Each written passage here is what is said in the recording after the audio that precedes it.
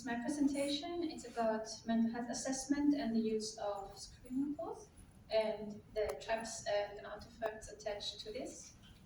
And for me, I am a clinical psychologist. I finished my PhD on pilot mental health and fatigue last year, and yeah, that's my book. These are my disclosures.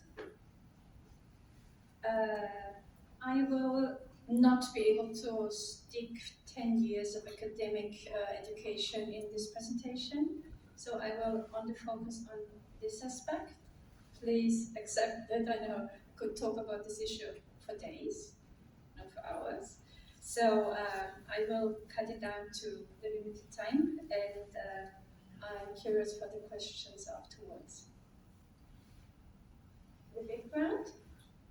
Mental health assessment was made mandatory for pilot mental health for the Medical Plus One recertification, and was also integrated in the first medical certification. And the use of screening instruments seems reasonable, but there are traps and artifacts attached, of course. And the real problem is not the method how you do the mental health assessment, but what would the pilot tell you about himself, his situation? Would he open up, or would he know the right, correct answers according to what he wants to achieve? My research, this is based on a cross-sectional online survey.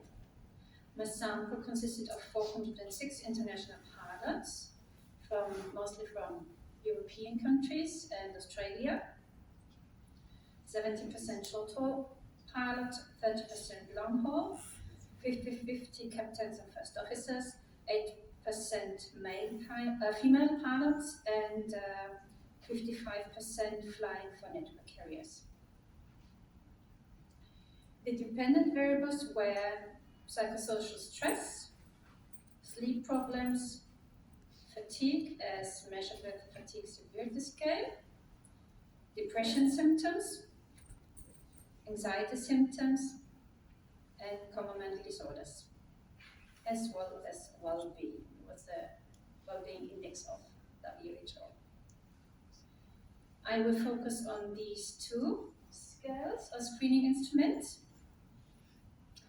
The most common questionnaires for the assessment of depression and anxiety are up to now the PHQ-8 or 9, the Patient Health Questionnaire as recommended by WHO, for example, and the prevalence of positive screening results was 13.5 to 19% among pilots in various studies. To assess anxiety, generalized anxiety symptoms, I used the GAT-7. Another scale which was used is HATS, the Hospital Anxiety and Depression Scale, and I've found 34% with abnormal depression symptoms and 40% pilots with abnormal anxiety symptoms. You see there's a huge difference between two different tools. Other well-established questionnaires are the Beck's Depression Inventory, Beck's Anxiety Inventory, both with excellent psychometric reliability and validity. And for example, the Wellbeing Index could also be used to assess fatigue and depression as published by Krieger and I. These are the questions of the PHQ-8, asking for the DSM-4 symptoms of depression, so the validity is not in question in this tool. The response for each question is from 0, never, to 3, nearly every day. And the total score from the PHQ-8 is 0 to 24. And you have two different ways how to evaluate and interpret. And the sum score of 10 or more indicates a clinically significant depression. And if you use the PHQ-8 algorithm, which is a bit complicated, but it's well documented, you can find suspected cases of major depression and suspected cases of other depressive disorders. And never forget, in self-assessed screening instruments, you can never talk of a diagnosis. You can talk about symptoms relevant to the person, to the pilot, not concluding any kind of clinical diagnosis. The key items are these two, and as you see, the pilots did not score highest in these two items, and the precondition for diagnosing a suspected major depression would be that you would need a score of 2 or higher on at least one of the first two items. In my sample, these were the depression screening results when the algorithm was used for the suspected cases of major depression and other depressive disorders, and compared with the Australian pilots who had significantly fewer suspected depressive disorders. These are the items of the Generalized Anxiety Disorder Questionnaire, 7 items. The yellow ones are the items with the highest mean item scores for the pilots. Again, answers from 0 to 3, never to nearly every day.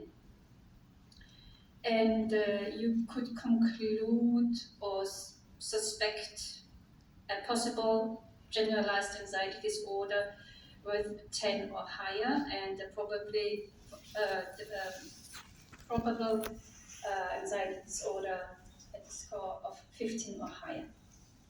But the question is, today, in the situation today, with so much stress, fatigue, exhaustion, and economic pressure, fear to lose job, medical, etc., there are so many realistic fears pilots have to cope with, not just regarding their own living conditions, working conditions and stressors, but also regarding flight safety, because are you finally sharp enough when something bad happens at flight level 350 to cope correctly and to manage the situation, especially when maybe your fellow colleague has fallen asleep accidentally, or both of you have fallen asleep accidentally.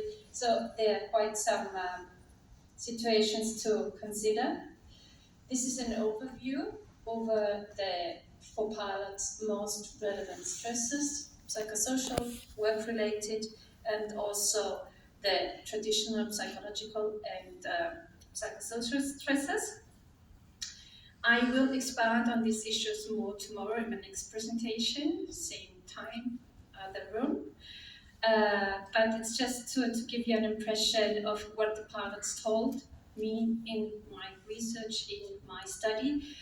You find lots of this in my fifth paper, which analyzes the qualitative answers of the pilots, which give you an excellent impression about the situation, what it means to be a pilot today, what the threats are, and what pilots have to cope with today, which of course affects their health and also their mental well-being. Let's have a look at the latest incidents. Not so nice.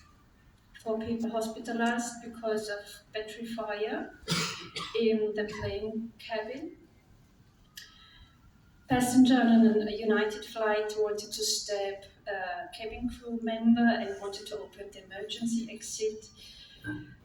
Something different in a Lufthansa flight, clear air, significant turbulence, and 7 passengers had to go to hospital. Yeah, technical problems, had to return, etc. Unruly passengers. Plane failed to descend. Pilots reportedly fell asleep during flight. This means both pilots. And another case, which was very well reported in Europe, where both pilots of an Italian airline had fallen asleep, did not answer the air traffic control, and were finally released, sacked. If you consider how often this happens, the question is how many pilots should be sacked finally or not. Because the problem is we have absolutely dysfunctional flight regulations, extreme fatigue, and nobody cares. This is not how we can conduct safe flight operations. Once again, an overview. 80% of the pilots did not have a positive anxiety or depression screening result. 1.3% only anxiety screening positive. 7.2% both positive anxiety and depression screening result, and another 11.5% only a positive depression screening result. While pilots were only rose from 56 to 62% of the maximum legal duty and flight hours. I think let this sink in. Never forget fatigue. Fatigue today is the first and most important reason why the health, mental and physical health of pilots is already impaired and will be even more impaired. I collected my data before COVID, and after COVID it is expected to be even worse, because after COVID all operators started to roster the pilots for the maximum possible duty and flight hours to obtain maximum productivity, not respecting the health effects. These are my results regarding pilot fatigue. You have only 24% of pilots not fatigued, and 33.4% of all pilots extremely fatigued. This is excessive fatigue with a fatigue severity score of 5 or higher.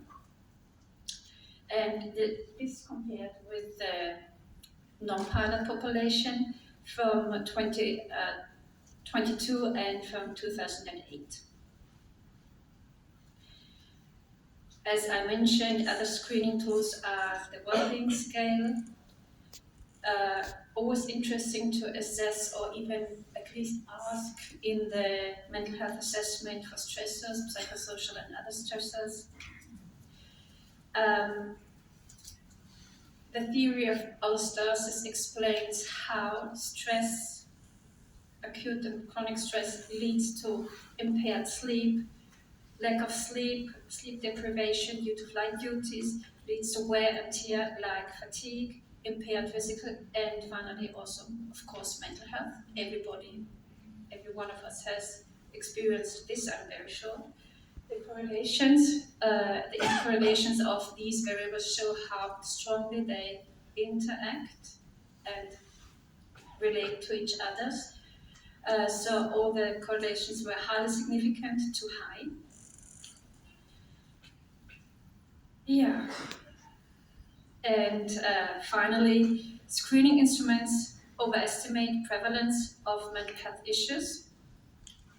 Some scores of self-assessed screening instruments only indicate a suspected likely diagnosis of, for example, depressive or anxiety disorders. This requires confirmation by standardized diagnostic process or thorough clinical interview. Artifacts must be avoided what look like what looks like a positive depression screening might be an exhausted, severely fatigued pilot whose mood is impaired due to related to sleep deprivation and other problems. And questionnaires can, of course, be biased on purpose or per chance. Therefore, yeah, have a good look, ask the right questions, and listen. Find out how pilot life is today. Then you know which questions to ask. Listen and be non-punitive in your final judgment.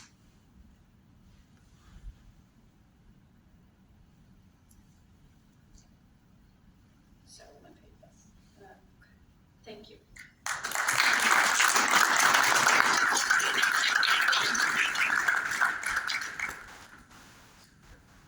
If you want to stick around after the session is over, you can ask questions that we need to move on now.